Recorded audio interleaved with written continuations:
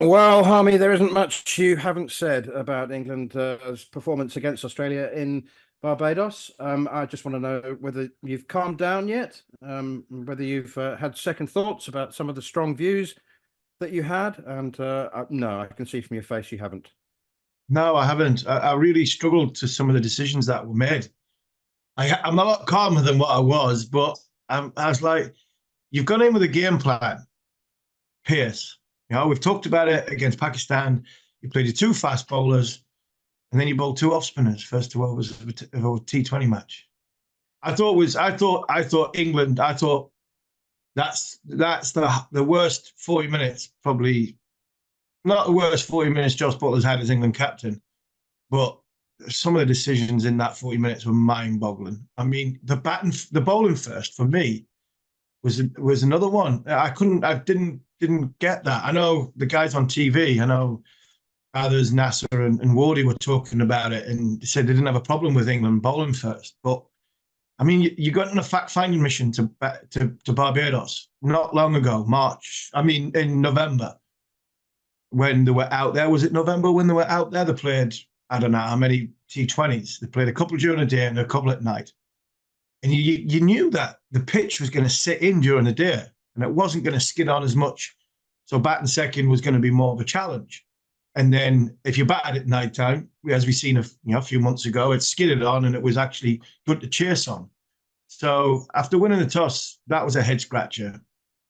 It's obviously an instinctive thing for him to give it to Will Jacks, but you flip that over, and I said it, bottled it, and I think they did. I didn't think England fancied batting first against the bowling attack that Australia have got. I think England fancied, they like chasing to see the game ahead of them. I don't have a problem with that. I thought the best option on that surface was I didn't think it was ever going to get any easier to bat on, was to bat first. And then you flip that over and you look at Australia and you go, here's Wood, Stark and Cummins, three, gun seamers for a long, long period of time. No matter who they play, they would never have deviated from their game plan. Might have gone Maxwell first over, but you can guarantee Stark, Cummins, and Hazelwood will be the next three bowlers on the roster to go bang. And we've gone with Moeen Ali, which I didn't have a problem with. I thought that was a good decision because they've got two left-handers at the top.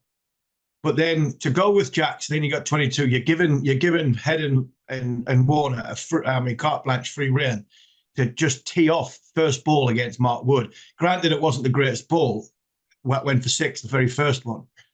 I'm not sure David Warner hits that for six, the first ball he faces, and that's my problem with when you've got 90+ mph bowlers, they've got to bowl first. They've got to bowl the first ball at the batter for the very first part of the game. It gives the bowler confidence, and it just reins the batter in that little bit. The minute you give a batter a chance to get started, the minute 95 mph or 90 mph comes on, that's the scoring options for them. And I thought that, that's the third over of the game, and you've the fourth over of the game, you've literally given Australia a 44-run head start. At the end, cost them, and that for me, that cost them the game. The power play, the two decisions cost them the game. Okay, let's remind ourselves what Josh Butler said about bowling Will Jacks second over. We've got really good squad. Selection's always difficult. We wanted to use the extra pace of Wood today, and yeah, Will Jacks' decision was more than an accomplished bowler. He's a very good option with off spin. He was doing that role well in the IPL, and I made a gut call today. Having seen Moeen's first over, it looked difficult for the left-handers. So yeah, simple. No, we've planned. There's always an option that we talked about before the game, and then having seen how the first over played out, that's why I went with Will Jacks. As Josh Butler explaining the decision to use Will Jacks in the second over. Harmy, my thoughts when I saw that, and obviously Josh isn't going to say afterwards, well, that's what our analysts suggested. But when I saw that unfolding, this is what made me most angry. I'm thinking, that's an analyst. That's a matchup. That's what analysts call a matchup. off spinner to left-hander. Well, that's like matching David Warner up with a good steak and a bottle of red wine. Yeah, absolutely. It is. And it's crazy. The matchups are just, I get them. I understand them. But you've got on a gut feel, Joss, but you've got weapons at your disposal that, for me, should have been utilised a lot quicker. Mark Wood's a confidence cricketer. He comes up, bowls the first over from one end after Mo and Ali, and I don't think he goes for 22. He might have. We don't know. And hindsight's a wonderful thing in all this situation. But I'm sorry, you're not only do you throw Will Jackson under the bus, you threw Mark Wood under the bus, you put pressure on your bowlers to come back. I thought Jofra was excellent. I'm really, really impressed by the way Jofra's hit the ground running since he's come back from injury. And the clamour will be, that even the TV boys are going, Topley for Wood, and England make one change. And I tell you what, I went ballistic when I got dropped in Barbados, and I've told that story a million times on this show, how I went, and I still apologise to Sir Andrew Strauss now every time I see him. I nearly had him by the throat. I tell you what, if I was Mark Wood and I got dropped for the next game off the back of that, I tell you what, you wouldn't stop me from going straight through Joss Buttler's door. I really would be that strongly against that, because you would throw him under the bus, especially if it's only one change. So I'm intrigued to see what happens going down further down the line. But yeah, I still can't believe that first 40 minutes of that game, which was obviously the power play and the decisions that were made. Wow. And I stuck up for Joss during the World Cup, the 50-over World Cup. I don't think, there was a lot of people having a go at him. And I still think he's the right man. I still think England qualify Super 8s, barring weather problems. But I'm starting to worry about the decision making and the leadership at the top, because that gut feel, whether to match up, whatever it is, it definitely needs reassessing, because it was a shocker.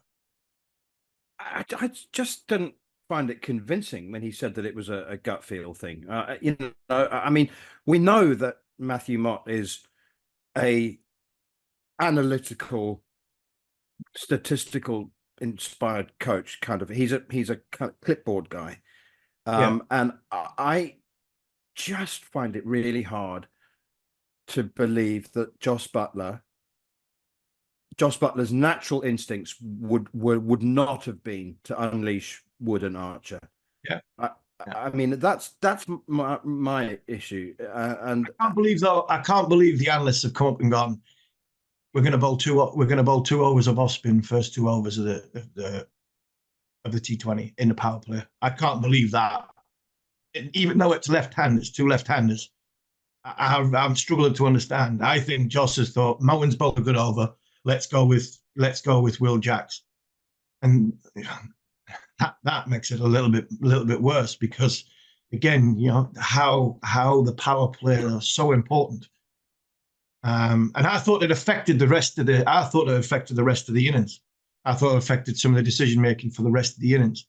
But it put a hell of a lot of pressure on a lot of people, including the fielders, Joss himself, and especially the bowlers, who probably were thinking, I'm going to bowl second over, fourth over. And obviously Jofra was probably thinking, if Moen does start, I'm going to bowl the third over and the fifth over of the power play. I just think it knocked a lot of people off kilter. And England, I don't think England ever recovered from it. Okay.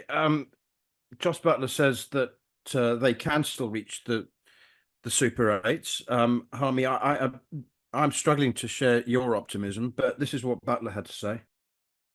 The situation we find ourselves in is the situation we find ourselves in. We've got to be confident, keep our heads up and look forward to the next one, and keep puffing our chest out and play some really good cricket, which we know we're capable of.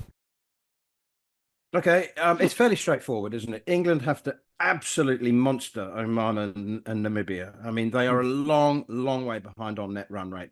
We're talking about victory by 100 runs or more, or 10 overs to spare, that kind of thing, to try and repair that net run rate.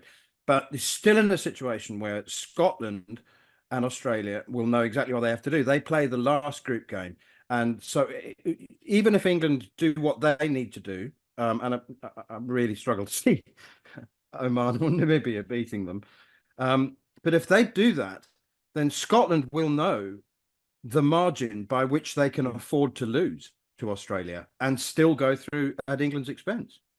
Yeah, and that's the beauty about, how well Scotland have played so far. They played well against England in the rain-affected game.